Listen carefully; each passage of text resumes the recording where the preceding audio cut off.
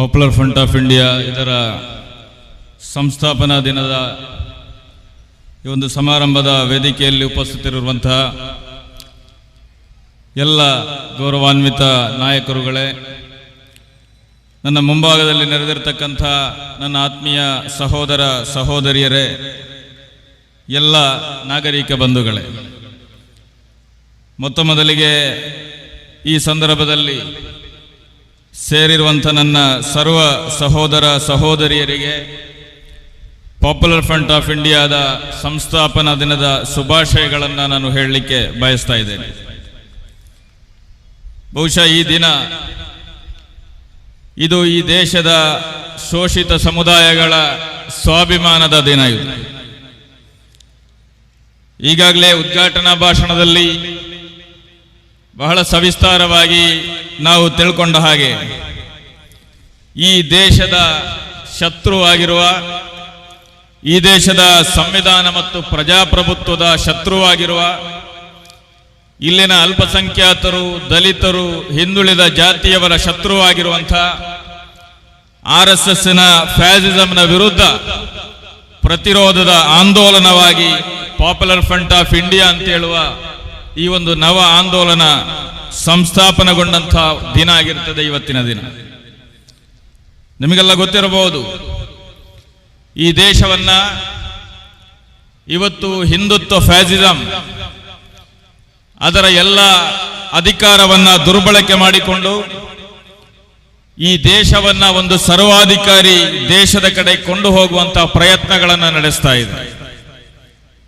ಈ ದೇಶದ ಸಂವಿಧಾನ, ಜಾತ್ಯತೀತತೆ, ಪ್ರಜಾಪ್ರಭುತ್ವ ಇದೆಲ್ಲವೂ ಕೂಡ ಕೇವಲ ಪುಸ್ತಕಗಳಿಗೆ ಮಾತ್ರ ಸೀಮಿತವಾದಂಥ ಒಂದು ಕಾಲಘಟ್ಟದಲ್ಲಿ ನಾವು ಇವತ್ತು ಇದ್ದೇವೆ. ಆ ಕಾರಣದಿಂದಲೇ ಫ್ಯಾಸಿಸಂ ಅನ್ನ ಪ್ರತಿರೋಧಿಸುವ ಅಥವಾ ಸರ್ಕಾರ ನಡೆಸುವ ದುರಾಡಳಿತವನ್ನ, ಜನವಿರೋಧಿ ನೀತಿಗಳನ್ನ ವಿರೋಧಿಸುವಂಥ ಎಲ್ಲ ವ್ಯಕ್ತಿ ಶಕ್ತಿ ಸಂಘಟನೆಗಳನ್ನ ಗುರಿ ಮಾಡುವಂತಹ ಒಂದು ಪ್ರಯತ್ನವನ್ನ ಸರ್ಕಾರ ಇವತ್ತು ಮಾಡ್ತಾ ಇದೆ. ಅದರ ಭಾಗವಾಗಿಯೇ ಇವತ್ತು ಕೂಡ ಕರ್ನಾಟಕದಲ್ಲಿ ಪಾಪ್ಯುಲರ್ ಫ್ರಂಟ್ ಡೇಯ 2 ಕಾರ್ಯಕ್ರಮಗಳು ನಮ್ಮ ರಾಜ್ಯದಲ್ಲಿ ನಡೆಯಬೇಕಾಗಿತ್ತು. ಆದರೆ ಜಮಖಂಡಿಯಲ್ಲಿ ನಾವು ನಡೆಸಬೇಕಾಗಿದ್ದಂತಹ ಕಾರ್ಯಕ್ರಮವನ್ನ ಫ್ಯಾಸಿಸ್ಟರು ಕಾರ್ಯಕ್ರಮ ನಡೆಯುವುದಕ್ಕಿಂತ ಮೊದಲೇ ಭಯಪಟ್ಟು ಅದನ್ನ ನಡೆಯದ ಹಾಗೆ ಮಾಡಿದ್ದಾರೆ ಅಂತ ಹೇಳುವಂಥದ್ದನ್ನ ಈ ಸಂದರ್ಭದಲ್ಲಿ ನಾನು ಹೇಳಲಿಕ್ಕೆ ಬಯಸ್ತಾ ಇದ್ದೇನೆ. ನಮ್ಮ ಈ ಹೋರಾಟವನ್ನ ತಡೆಯುವ ಉದ್ದೇಶದಿಂದ ಇಲ್ಲಿನ ಅಲ್ಪಸಂಖ್ಯಾತ ಶೋಷಿತ ಸಮುದಾಯಗಳಿಗೆ ಆತ್ಮವಿಶ್ವಾಸವನ್ನ ತುಂಬುವ, ಅವರ ಮೇಲೆ ನಿರಂತರವಾಗಿ ಆಕ್ರಮಣ ದೌರ್ಜನ್ಯಗಳನ್ನು ನಡೆಸುವುದರ ಮೂಲಕ ಅವರ ಆತ್ಮಸ್ಥೈರ್ಯವನ್ನ ಕಡಿಮೆಗೊಳಿಸುವ ಫ್ಯಾಸಿಸಂನ ಷಡ್ಯಂತ್ರದ ವಿರುದ್ಧವಾಗಿ ಈ ದೇಶದಾದ್ಯಂತ ಇಲ್ಲಿನ ಯುವಕರನ್ನ ಸಂಘಟಿಸಿ ಆ ಮೂಲಕ ಅವರಿಗೆ ಪ್ರಜ್ಞಾವಂತಿಕೆಯನ್ನ, ತರಬೇತಿಯನ್ನ ಕೊಟ್ಟು ಈ ದೇಶದ ಮುಖ್ಯ ಶತ್ರು ಅದು RSS ಆಗಿದೆ ಅಂತ ಹೇಳುವಂಥದ್ದನ್ನ ಬಹಳ ಸ್ಪಷ್ಟವಾಗಿ ಅವರಿಗೆ ತಿಳಿಸುವುದರ ಮೂಲಕ RSS ಅನ್ನ ಸಂಪೂರ್ಣವಾಗಿ ಈ ದೇಶದಿಂದ ತೊಲಗಿಸುವವರೆಗೆ ನಮ್ಮ ಈ ಹೋರಾಟದಲ್ಲಿ ನಾವು ಸಕ್ರಿಯರಾಗಿರಬೇಕು ಅಂತ ಹೇಳುವ ಪ್ರತಿಜ್ಞೆಯೊಂದಿಗೆ ಪಾಪ್ಯುಲರ್ ಫ್ರಂಟ್ ಇಲ್ಲಿ ಕಾರ್ಯಾಚರಿಸ್ತಾ ಇದೆ ಅಂತ ಹೇಳುವಂಥದ್ದನ್ನ ಈ ಸಂದರ್ಭದಲ್ಲಿ ನಾನು ಹೇಳಲಿಕ್ಕೆ ಬಯಸ್ತಾ ಇದ್ದೇನೆ. ನಮ್ಮ ಯುನಿಟಿ ಮಾರ್ಚ್ಗಳನ್ನ ತಡೆಯುವುದರ ಮೂಲಕ, ಯುನಿಟಿ ಮಾರ್ಚ್ ಬರುವಂತಹ ದಾರಿಯಲ್ಲಿ ಬ್ಯಾರಿಕೇಡ್ಗಳನ್ನು ಹಾಕುವುದರ ಮೂಲಕ ನಮ್ಮನ್ನ ಅಡ್ಡಿಪಡಿಸಿ ಈ ಹೋರಾಟದಿಂದ ಒಂದಿಂಚು ಕೂಡ ನಮ್ಮನ್ನ ಹಿಂದೆ ಸರಿಸಲಿಕ್ಕೆ ಸರ್ಕಾರಗಳಿಗೆ ಸಾಧ್ಯ ಇಲ್ಲ ಅಂತ ಹೇಳುವಂಥದ್ದನ್ನ ನಾನು ಮೊದಲಿಗೆ ಹೇಳಲಿಕ್ಕೆ ಬಯಸ್ತಾ ಇದ್ದೇನೆ. ಯಾಕಂತ ಹೇಳಿದ್ರೆ ಈ ಪ್ರಸ್ಥಾನ, ಈ ಚಳುವಳಿ ಸೃಷ್ಟಿಯಾಗಬೇಕಾದ್ರೆ, ಇದು ಉದಯ ಆಗಬೇಕಾದ್ರೆ ಈ ಹಿಂದೆ RSS ಈ ದೇಶದಲ್ಲಿ ನಡೆಸಿದ ಸಾವಿರಾರು ಹತ್ಯಾಕಾಂಡಗಳಿಂದ ಪಾಠವನ್ನ ಕಲಿತು ಈ RSS ಅನ್ನ ಪ್ರತಿರೋಧಿಸಲಿಕ್ಕಾಗಿಯೇ ಸೃಷ್ಟಿಯಾದ ಒಂದು ಚಳುವಳಿಯಾಗಿದೆ ಪಾಪ್ಯುಲರ್ ಫ್ರಂಟ್ ಅಂತ ಹೇಳುವಂಥದ್ದನ್ನ ನೀವು ಅರ್ಥ ಮಾಡಿಕೊಳ್ಳಬೇಕು. ಇವತ್ತು ನಿಮ್ಗೆ ಗೊತ್ತಿರಬಹುದು, ಸರ್ಕಾರ ಅವರ ಬಳಿ ಇದೆ. ಹಿಂದುತ್ವ ಅಂತ ಹೇಳುವಂಥದ್ದು ಒಂದು ಕಾಲದಲ್ಲಿ ಅದು ಜನ ತಿರಸ್ಕರಿಸಲ್ಪಟ್ಟಂತ ಒಂದು ಅಜೆಂಡವಾಗಿದ್ರೆ, ಇವತ್ತು RSSನ ಹಿಂದುತ್ವ ಅದು ಈ ದೇಶದ ಅಧಿಕಾರ ಕೇಂದ್ರದಲ್ಲಿರುವಂತಹ ಒಂದು ಸಿದ್ಧಾಂತವಾಗಿ ಇವತ್ತು ಮಾರ್ಪಟ್ಟಿದೆ. ಈ ಸಿದ್ಧಾಂತದ ಮೂಲಕ ಅವರು ಈ ದೇಶವನ್ನ ಒಂದು ಸರ್ವಾಧಿಕಾರಿ, ಒಂದು ಧರ್ಮದ ಮೇಲಿನ ರಾಷ್ಟ್ರವನ್ನಾಗಿ ನಿರ್ಮಾಣ ಮಾಡುವಂತಹ ಪ್ರಯತ್ನವನ್ನು ಅವರು ಮಾಡ್ತಾ ಇದ್ದಾರೆ. ಈಗಾಗಲೇ ಅವರು ಹೇಳ್ತಾ ಇದ್ದಾರೆ, ಒಂದು ದೇಶ, ಒಂದು ಭಾಷೆ, ಒಂದೇ ಸಂಸ್ಕೃತಿ. ಬಹುಶಃ ಇದನ್ನ ಕೇಳುವಾಗ ಇಲ್ಲಿನ ಸಾಮಾನ್ಯ ಹಿಂದೂಗಳು ಭಾವಿಸಿರಬಹುದು, ಇದರ ಅರ್ಥ ಹಿಂದೂಗಳೆಲ್ಲ ಒಂದು, ಹಿಂದೂಗಳಿಗೆ ಏನು ಸಮಸ್ಯೆ ಇಲ್ಲ ಅಂತೇಳಿ. ಆದರೆ RSS ಪ್ರತಿಪಾದಿಸುವಂತ ಹಿಂದೂ ರಾಷ್ಟ್ರ ಏನಿದೆ, ಆ ಹಿಂದೂ ರಾಷ್ಟ್ರದಲ್ಲಿ ಇಲ್ಲಿನ ಸಾಮಾನ್ಯ ಹಿಂದೂಗಳಿಗೆ ಅಲ್ಲಿ ಅವಕಾಶ ಇಲ್ಲ ಅಂತ ಹೇಳುವಂತದ್ದನ್ನ ಅವರು ಅರ್ಥ ಮಾಡಿಕೊಳ್ಬೇಕಾಗಿದೆ. ಯಾಕೆಂತೇಳಿದ್ರೆ ಹಿಂದೂಗಳೆಲ್ಲ ಒಂದು ಅಂತ ಹೇಳುವಂತ ಅವರ ಬಳಿ ನಮಗೆ ಕೆಲವೊಂದು ಪ್ರಶ್ನೆಗಳನ್ನ ಕೇಳಲಿಕ್ಕಿದೆ. ಉತ್ತರ ಪ್ರದೇಶದ ಉನ್ನಾವೋದಲ್ಲಿ ಬಿಜೆಪಿಯ MLA ಒಬ್ಬ ದಲಿತ ಯುವತಿಯನ್ನ ಅತ್ಯಾಚಾರ ಮಾಡ್ತಾನೆ.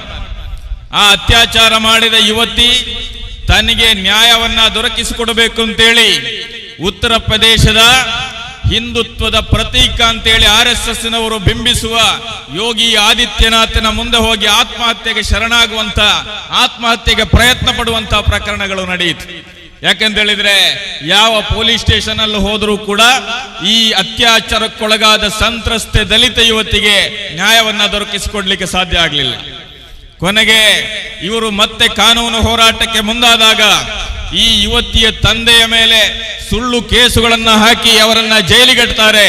ಜೈಲಿನಲ್ಲಿ ಆ ದಲಿತ ಯುವತಿಯ ತಂದೆ ಸಾವನ್ನಪ್ತಾರೆ.